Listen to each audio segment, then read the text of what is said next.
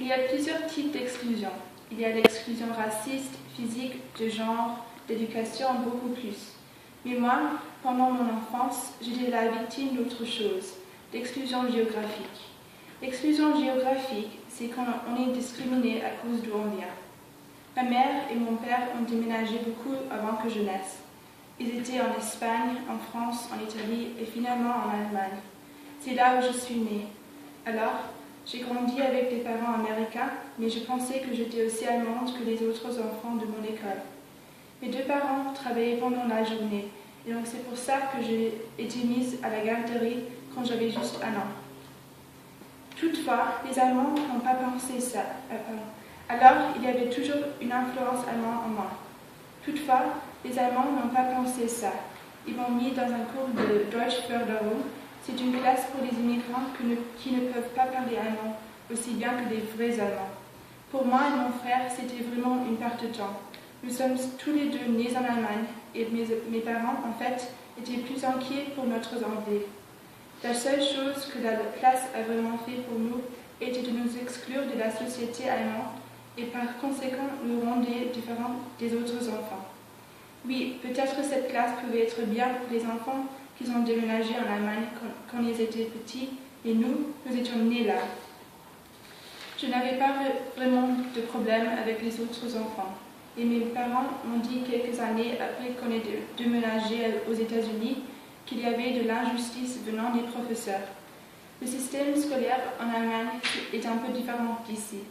Après le CMA, l'équivalent de 4e ici, il y a 3 niveaux de collège et lycée ensemble. Il y a l'Hauptschule, une école pour les élèves qui ne vont pas aller à l'université et donc ne vont pas avoir de bon travail.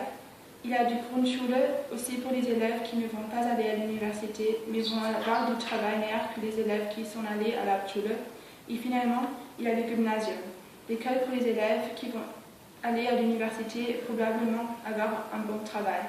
Alors, ce que je n'avais pas su, c'est que mes profs ne voulaient pas que j'aille au gymnasium.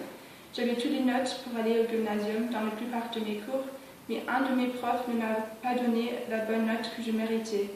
Mes parents ont vu tous mes tests et rédactions que j'apportais à la maison de cette classe, et les notes que j'ai reçues tout au long de l'année montraient une autre note que j'ai reçue à la fin de l'année scolaire. C'est pour ça que mes parents sont allés rendre une visite à mon prof pour lui demander pourquoi j'ai reçu cette note mauvaise, quand en réalité je devais avoir une note meilleure que ça. Ce prof a répondu avec une réponse qui a vraiment choqué mes parents.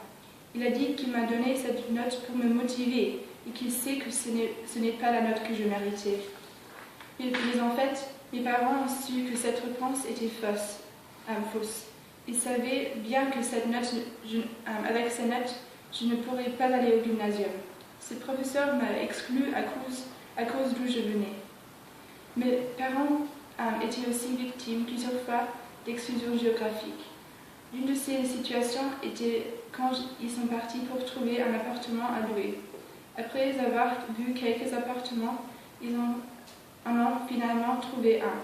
Mais pour une raison non connue, l'homme qui voulait le louer a dit qu'il ne veut pas le louer à une famille.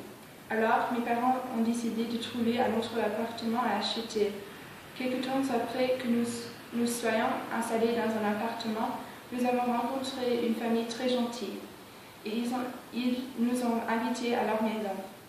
Mes parents étaient encore choqués en se rendant compte qu'il s'agissait de la maison qu'ils avaient voulu louer. Et cette famille l'a louée juste quelques mois après que nous la voyions.